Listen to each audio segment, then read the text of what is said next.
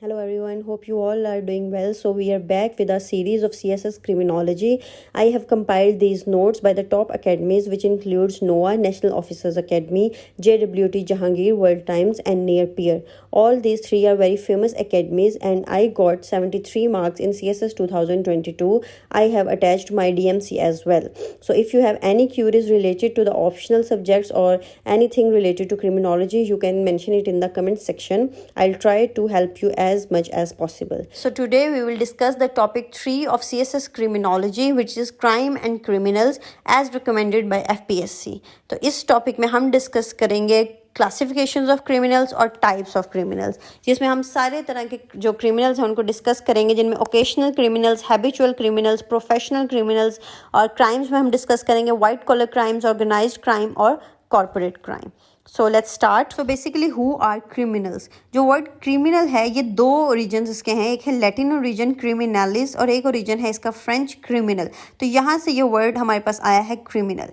Criminal की अब हम अगर एक डेफिनेशन डिस्कस करें जो कि हेनरी थॉमस बकल ने दी है, वो कहते हैं कि society prepares the crime, the criminal commits it. तो बेसिकली कौन होता है क्रिमिनल? हम जो West encyclopedia of American law है वो कहता है an individual who has been found guilty of the commission of conduct that causes social harm and that is punishable by law is a criminal.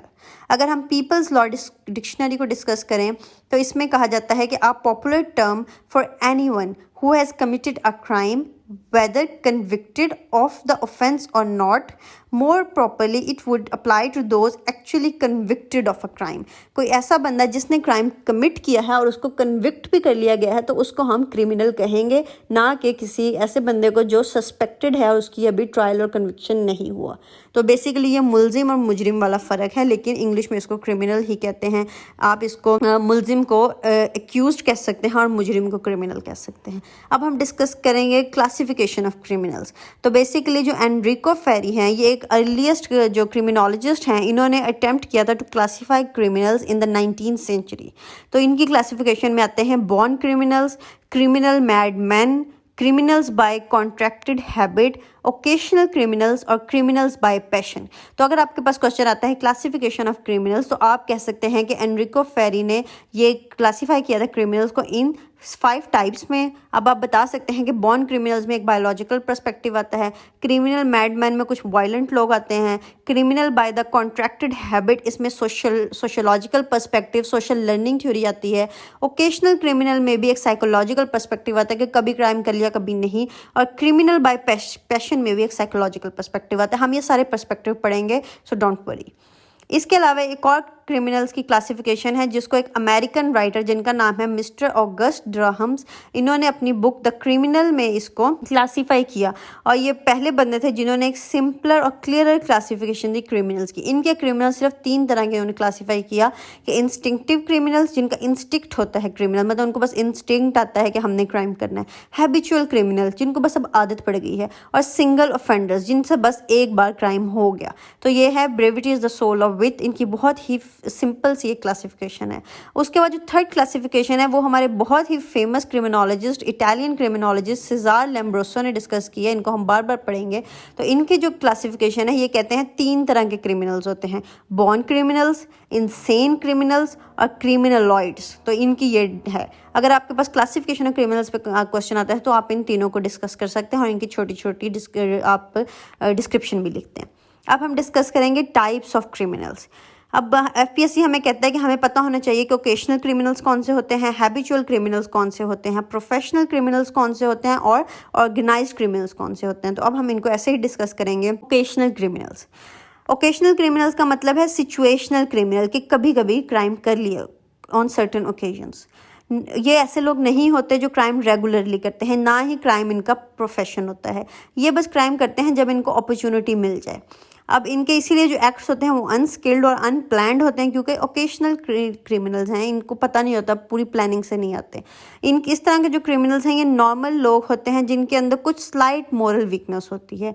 ये एक individual crime होता है और इसमें कोई भी ग्रुप सपोर्ट नहीं होती, क्योंकि अगर ग्रुप सपोर्ट हो जाए तो वो ऑर्गेनाइज्ड और प्रोफेशनल क्राइम्स में आ सकते हैं.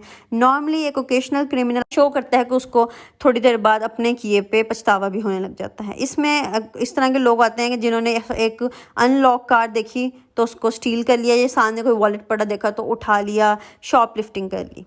अब आते हैं हैबिचुअल क्रिमिनल्स।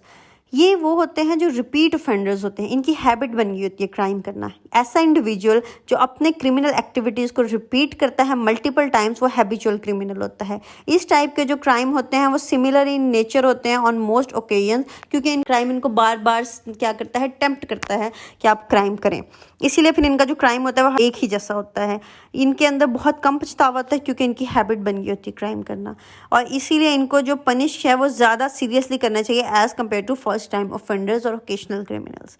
इसमें इंक्लूड करते हैं habitual criminals, basically drug dealing वाले लोग जो वायलेंस करते हैं, या जो DUI जिसको ड्राइविंग अंडर इन्फ्लुएंस कहते हैं, ये सारे आपके एक हैबिचुअल क्रिमिनल्स हैं जो हैबिट बन गई होती है। अब हम डिस्कस करेंगे प्रोफेशनल क्रिमिनल्स को।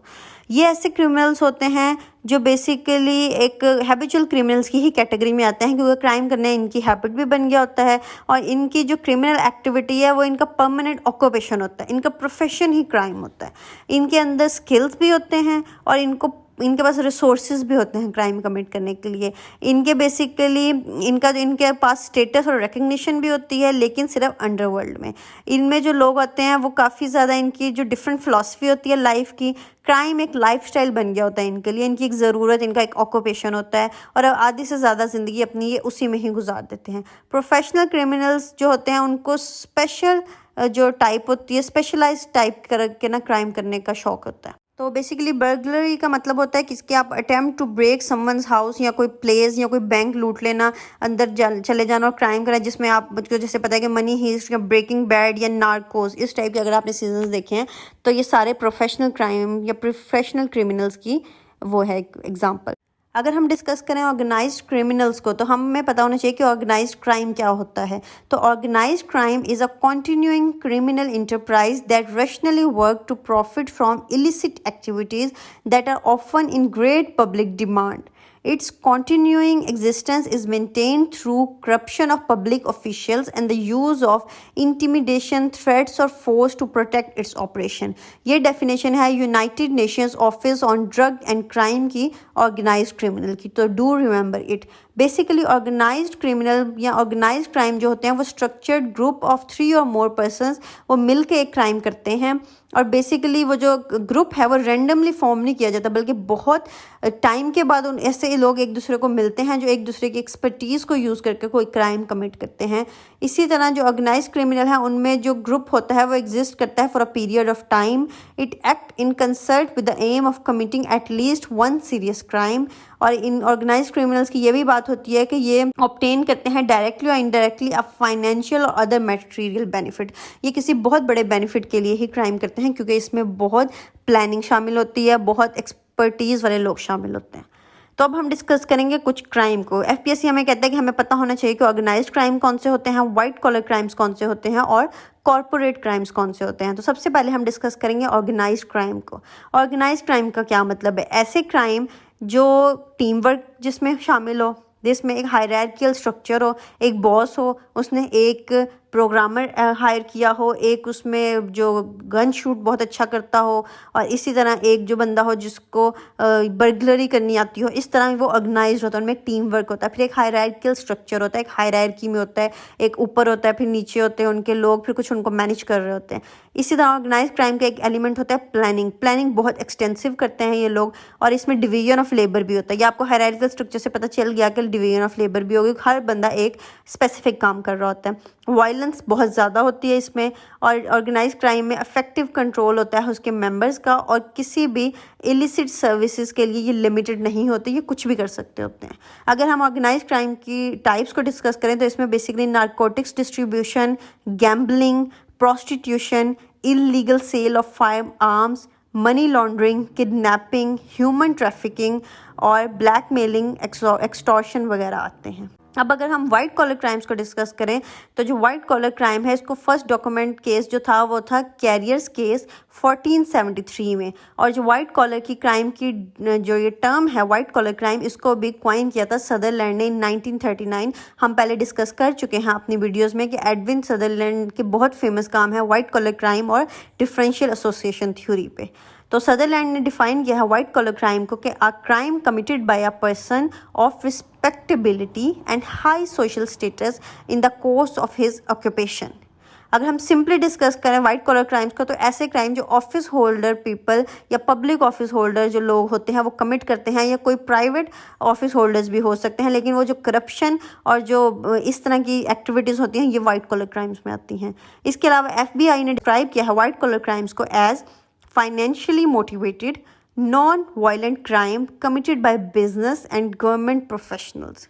वाइट कॉलर क्राइम्स कौन से होते हैं? कोई फ्रॉड कर दिया, ब्राइबरी रिश्वत ले ली, Ponzi scheme, insider trading, embezzlement के मतलब यही होता है ना कि आपके पास जो फंड्स हैं उनको ऊपर नीचे यूज़ करना, cyber crime, copyright infringement, money laundering, forgery, identity theft, extortion, insurance fraud, ये सारे वाइट कॉलर क्राइम्स हैं।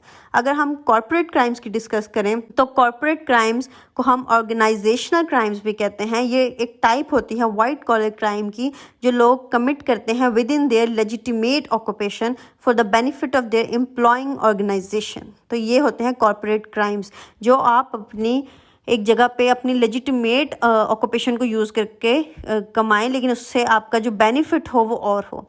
ज़्यादातर जो कॉर्पोरेट क्रिमिनल्स होते हैं वो अपनी एक्टिविटीज़ को क्रिमिनल कंसिडर ही नहीं करते। उन्हें लगता है कि इस तरह के मफाद हासिल करना is a part of the game, क्योंकि इनकी जो वायलेशन है वो बेसिकली पार्ट होती है इनकी ऑक्यूपेशनल इन्वायरमेंट की। जो कॉर्पोरेट ऑफेंडर्स होते हैं वो अपने कन्वेंशनल सोसाइटी के साथ कमिटेड रहते हैं and do not identify with criminality. इनके जो इनअप्रोप्रिएट बिहेवियर होते हैं is often informally approved by occupation और कॉर्पोरेट सब कल्चर्स, इसीलिए वो पार्ट ऑफ सोसाइटी बन गए होते हैं, स्टेटस क्यू का एक पार्ट बन गया था। इसलिए जो कॉर्पोरेट क्राइम्स हैं उनको अक्सर जो कर रहे होते हैं वो क्राइम कंसिडर ही नहीं करते।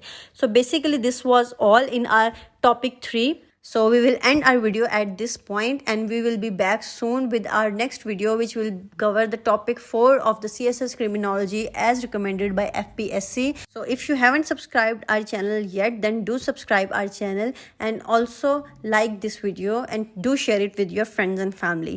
Happy reading. We'll be back. Stay tuned. Allah.